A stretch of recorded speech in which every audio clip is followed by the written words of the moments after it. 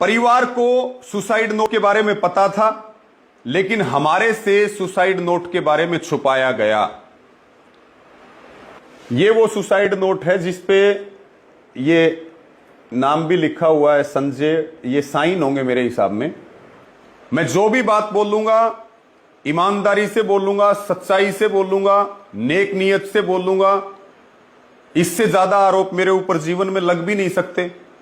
तो मैं कोई भी बात ना कहानी बनाऊंगा, ना कोई चालाकी करूंगा, ना कोई अलग तरह से मैं कोई बात कहूंगा। मैं जो भी कहूंगा सच्चाई कहूंगा और डंके की चोट पे कहूंगा। और सच तो सामने आएगा, आज नहीं तो कल सच तो सामने आएगा। सच को कोई छुपा नहीं सकता। उसी कमेटी की मीटिंग में यह कहा गया था कि हो सकता है आरोपी आपके धरने पे ही हो सकता है। उन्होंने ये बात कही कन्फर्मली कि जो भी है वो 2 किलोमीटर के दायरे में है। अब साथियों, हमने उनको ये आश्वस्त किया था कि भाई हमारी कमेटी हर तरह से आपका सहयोग करेगी। उन्होंने कहा हमारा जांच में सहयोग करिए ताकि हम इसका जल्दी खुलासा कर पाए। हम हर एंगल से जांच कर रहे हैं। हमने आश्वस्त किया था, हमने मतलब पूरी कमेटी ने, क्योंकि जो कमेटी लगभग 25 लोगों की थी, बातचीत करने के लिए मेरे हिसाब से 11 लोगों को भेजा गया था और मैं उस बातचीत में शामिल था। ये सारी बातें वहां हुई। कमेटी ने आश्वस्त किया कि बिना सच्चाई जाने हम जो है यानी कि हत्यारोपियों की गिरफ्तारी तक हम अंतिम संस्कार नहीं करेंगे। आप जल्दी करिए। और उसी में कमेटी ने यह कहा था चाहे अपराधी हमारे बीच से ही क्यों ना हो, उसको भी वही सजा मिलनी चाहिए जो हम दूसरों के लिए मांग कर रहे हैं। अब साथियों, 16 तारीख की अगर हम बात करें, हमारी जो कमेटी थी, शाम को वहां से आने के बाद अनुशासन समिति बनी। 6 सरपंच उसमें लिए गए कि लोगों में आक्रोश बहुत है, हम जानते भी नहीं है कहां कहां से लोग आ रहे हैं। शांति व्यवस्था बनाए रखना बहुत जरूरी है। अगर थोड़ी सी भी गलती हुई तो कोई बड़ी घटना हो जाएगी और पहले ही नुकसान हो रहा है और ज्यादा नुकसान हो जाएगा और बहन मनीषा को हम न्याय नहीं दिला पाएंगे। उस कमेटी ने 17 तारीख को सुबह ड्यूटी संभाली। और 17 तारीख को एक बात मैं इसके बीच में और बताना चाहूंगा। जब बहन मनीषा की, एक तो ये एसपी के साथ मीटिंग के लिए गए जिसकी कमेटी को कोई सूचना नहीं थी। दूसरी बात, जो बहन मनीषा का वहां पे पर्स मिला था, उसी पर्स में सुसाइड नोट मिला था, लेकिन कमेटी को इस सुसाइड नोट के बारे में नहीं पता था और ना ही एसपी ने हमें सुसाइड नोट के बारे में बताया था। लेकिन सुसाइड नोट मिला था, यह बात मनीषा के पिता को पता थी और उस सुसाइड नोट में शायद देखा भी होगा, मनीषा के पिता के शायद साइन भी ले रखे हैं पुलिस ने। और फिर उसकी हैंडराइटिंग, ये भी दिखा दो आप, ये देख लो आप।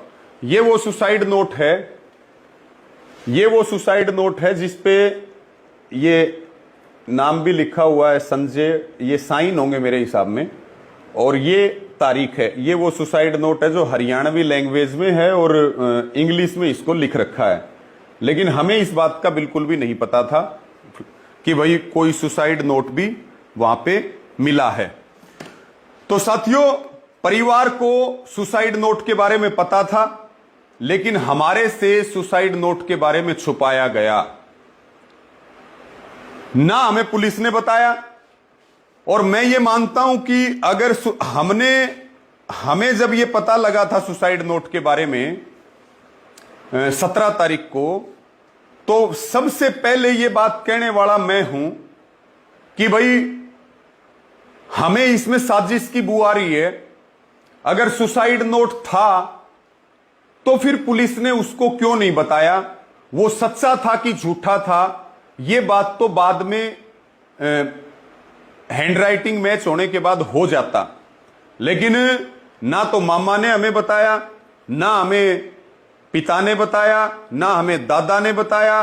और पुलिस ने कुछ चैट की भी जानकारी आई और ना हमें उस चैटिंग के बारे में कुछ बताया गया, ना हमें सुसाइड नोट के बारे में कुछ बताया गया और ना हमें जो है एसपी से मिलने के बारे में बताया गया। फिर उन्होंने ये बात 17 तारीख को चली और मैंने सबसे पहले इस बात को कहा था कि हमें इसमें एक साजिश की बू आ रही है, क्योंकि सुसाइड नोट अपने आप में एक सबूत है।